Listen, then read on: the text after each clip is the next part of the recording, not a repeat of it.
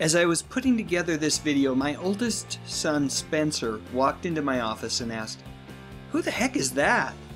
When I told him it was Captain America, he said, "You've got to be kidding me." "Is a motorcycle helmet really part of the costume?" he asked. Of course, Spencer will never understand. Over the past few years, he and his brothers have been treated to some amazingly awesome comic book accurate versions of both Marvel and DC characters. But for those of us who are a little bit older, we got stuff like this. I mean, it was great, really, it was. I didn't have any money to spend, so I was grateful that Spidey, Captain America, and the Incredible Hulk showed up on television. I do remember, however, being a little disappointed that these television counterparts were just a little lacking. It was mostly the computer-generated graphics, or lack thereof. All of the special effects were practical special effects, and they were severely limited by budget or by technology, or most often by both. Still, I was thrilled to see these heroes in live action.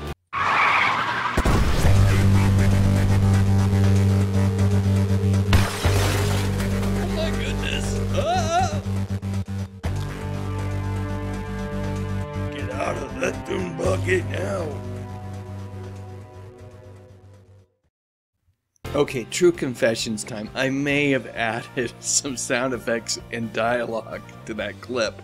But you get my point. They were way better than the old motion picture serials from the 30s and 40s. Light years ahead, really.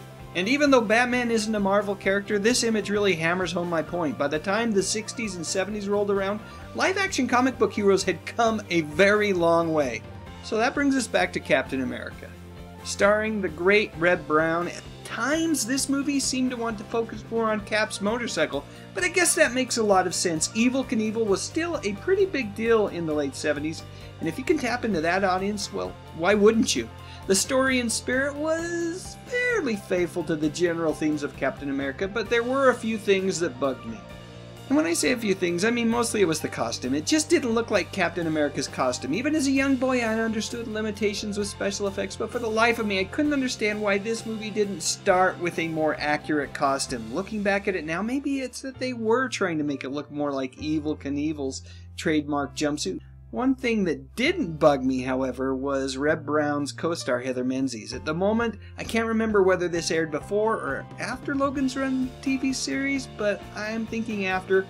Heather, though, she rocked it in the role of Dr. Wendy Day. Beautiful and smart, Heather Menzies made everything that she was on a little bit better.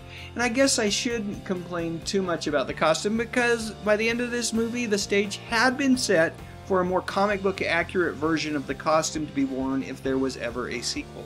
And guess what? There was a sequel. Not even a year later, Reb Brown starred in Captain America 2.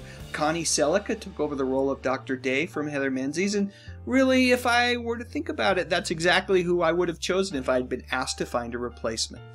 And as I mentioned, this time the costume was more accurate. Captain America was still wearing a motorcycle helmet, though, but at least the wings weren't painted on this time around. Truthfully, I feel like the sequel, which had the subtitle of Death Too Soon when it was released theatrically in Europe, was an improvement all around, and I was excited to potentially see a Captain America weekly series. It never happened. But Reb did a great job as Steve Rogers / Captain America. He certainly had the physique for it, and he really seemed to be enjoying himself. Of course, who wouldn't when you get to play opposite the legendary Count Dooku himself, Christopher Lee? And I did promise we were going to talk about Reb Brown a bit. I remember him in an episode of Happy Days where he and Ralph Malph ended up in a boxing ring. Vague memories, but still good ones. Man, I thought the Fonz was so cool back then. And then just before the Captain America TV movies, he was in a film called Big Wednesday, a film that starred William Catt, Gary Busey, and the recently departed Jan Michael Vincent. But if we're going to talk about Reb Brown's post-Captain America career at all, we've got to talk about You're the Hunter from the Future. This is a film that should not, wait, cannot be missed. I know it has been showcased on Mystery Science Theater 3000, but really, this is one of those movies that deserves your complete attention. The movie is an adaptation of a comic book from Argentina. It's directed by an Italian filmmaker named Antonio Margheriti. I believe it was partially filmed in Turkey and some in Italy, so it really is an international effort.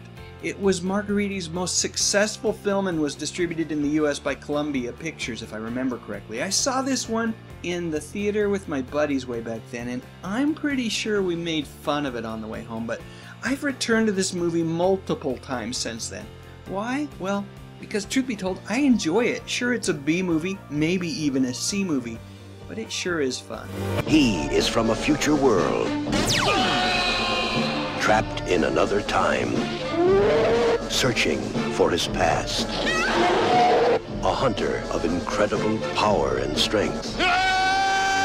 In his quest for his origin, he and the woman he loves must fight hostile tribes,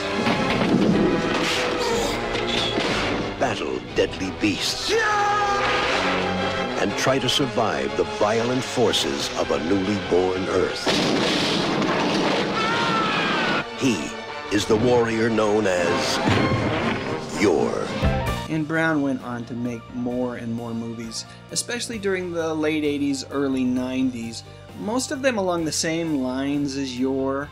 But in the late 80s, well actually 86 I think, his turn as a serial killer in the film Death of a Soldier actually earned him some great reviews and some nice accolades. Fast forward to present day, and Reb can be found from time to time at comic book conventions. Word is that he's every bit as delightful to visit with as you might expect, and yes, he has more than a few stories to tell. And I bet some of them have to do with those Captain America TV movies from the late 70s. There is an awful lot that Reb Brown can be proud of. He may be forgotten by some as one of the first actors to give us a live-action interpretation of Captain America, but he will always be remembered by me, right along with Adam West, Bill Bixby, Nicholas Hammond, and Linda Carter.